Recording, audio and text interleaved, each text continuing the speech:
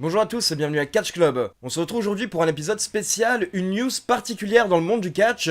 Il s'agirait du retour de CM Punk dans un ring de catch. Donc pour info, l'affaire est actuellement encore assez floue. Donc moi je vais vous résumer rapidement toutes les infos qu'on a eues ces 24 dernières heures concernant le retour de CM Punk. Et pour info, à la fin de la vidéo, je vous donnerai également les résultats du Shield's Final Chapter, le show qui avait lieu hier soir, donc dimanche soir, et où il y avait le dernier match du Shield. Mais donc d'abord, on va se concentrer sur CM Punk, qui est un petit peu devenu le sujet de discussion principal depuis 24 heures. En gros, je vais vous expliquer la situation. Donc vendredi soir aux États-Unis, il y avait un show indépendant de la MKE, une fédération indépendante basée au Milwaukee et qui est gérée par Silas Young, le catcheur de la Ring of Honor. Et en gros, durant ce show, il y avait un match entre Ace Steel et Derek St. Holmes. Et donc pour info, pour ceux qui ne sont pas au courant, Ace Steel est un des entraîneurs de CM Punk, et par la suite, en fait, au début de la carrière de CM Punk, Ace Steel, CM Punk et Colt Cabana formaient un clan qui s'appelait les Second City Saints, notamment à la Ring of Honor, parce qu'en fait, les trois catcheurs viennent à la base de Chicago. Et donc en fait, durant ce match, d'un coup, on a une personne qui a fait son entrée,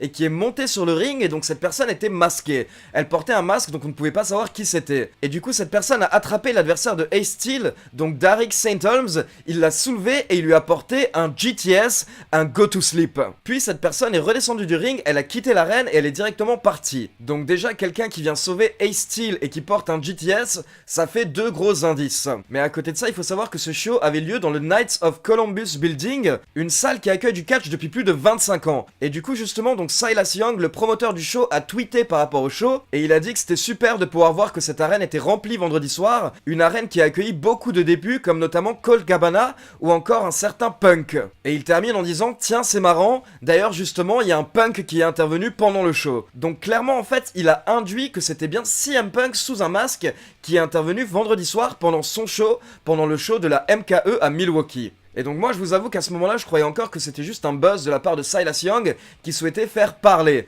Et du coup en fait quand des personnes m'ont demandé hier si c'était vrai ou faux, j'ai dit à tout le monde que c'était faux, donc je m'excuse. C'est juste qu'au départ moi-même je ne croyais pas à cette info. Mais il faut savoir que d'autres indices sont sortis depuis qui confirment clairement qu'en fait c'était bien CM Punk vendredi soir qui s'est juste fait un kiff et qui est apparu à un show indie avec un masque. Donc d'abord il faut savoir que des gens ont croisé CM Punk le jour même et ils ont pris des photos avec lui. D'ailleurs je vais vous en montrer une à l'écran.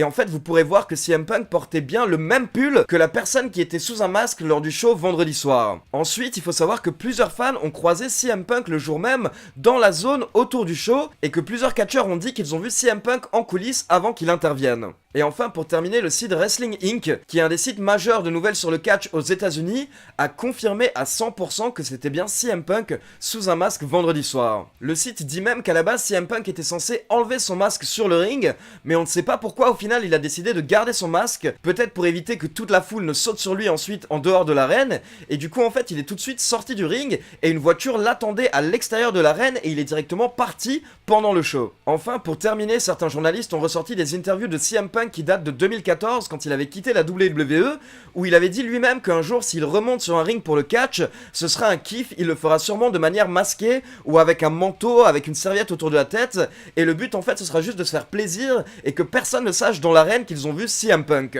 Donc apparemment en fait c'est bien ce que CM Punk est en train de faire. Et une autre information très intéressante qui a été sortie par le journal Fightful, c'est qu'apparemment ce n'est pas la première fois que CM Punk a effectué ce genre de retour. Il aurait déjà effectué des retours sous un masque au moins 3 ou 4 fois lors de ces 2 dernières années. Par exemple, plusieurs journalistes confirment qu'en décembre 2015, il était déjà apparu lors d'un show Freelance Wrestling, et en fait il avait toute une robe et une capuche qui couvraient son corps, et son nom de scène c'était le Mentor sans nom. Du coup on ne savait pas qui il était, il aurait même managé Kikutaro lors d'un match, mais les fans sur place n'ont jamais su que c'était CM Punk, et en fait par la suite c'est plusieurs journalistes qui ont pu confirmer l'info. Et la dernière info c'est qu'il l'aurait fait à nouveau plusieurs fois, à l'époque quand il était encore ami avec Colt Cabana, et le tout avait été filmé parce que le but c'était de le diffuser dans un documentaire de Colt Cabana qui s'appelle Wrestling Road Diaries.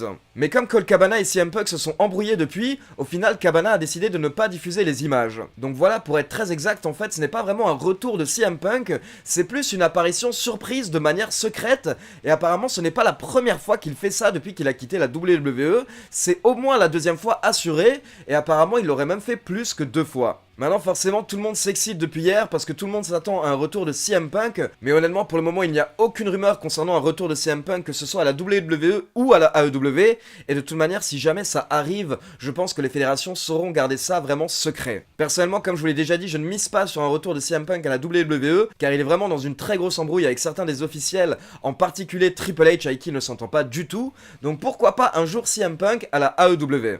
En tout cas, c'est marrant de voir que CM Punk se fait des petits kiffs comme ça. Clairement, il recherche pas la renommée en fait ou l'adulation des fans, il fait juste ça pour le délire. Et donc très rapidement, on va terminer avec les résultats du Shield's Final Chapter, le show qui était diffusé dans la nuit de dimanche à lundi et qui contenait le dernier match du Shield pour le moment, vu que Dean Ambrose va quitter la WWE. D'ailleurs, c'était également le dernier match de Dean Ambrose à la WWE sous ce contrat. Et donc pour info, le show a commencé à 3h30 du matin et il s'est terminé un petit peu avant 5h du matin et on a eu le droit à 3 matchs télévisés. Donc d'abord, on a Finn Balor qui a défendu son titre intercontinental contre Elias, et donc c'est Finn Balor qui a conservé son titre en environ 7 minutes avec un petit paquet. Ensuite, on a eu le droit à un match par équipe féminin entre Bayley et sa nouvelle Sasha Banks, Ember Moon, contre Ruby Riott et Sarah Logan, accompagnée par Liv Morgan. Encore une fois, match assez rapide, 7 minutes, et à la fin, Ember Moon a porté son finisher The Eclipse sur Ruby Riott pour la victoire. Donc vainqueur Ember Moon et Bayley. Et donc ensuite on a vu un match qu'on a déjà vu plusieurs fois à la WWE, le Shield contre Drew McIntyre, Baron Corbin et Bobby Lashley.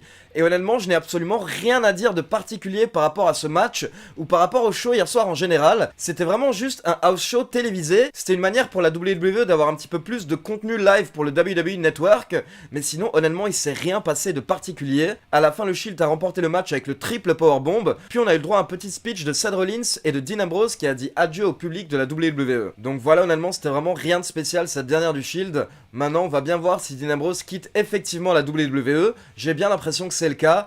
Et honnêtement, j'espère vraiment le voir à la AEW rapidement, si jamais il décide d'aller dans une autre fédération. Et donc justement, pour terminer en parlant de la AEW, hier je vous ai sorti une news concernant Goldust.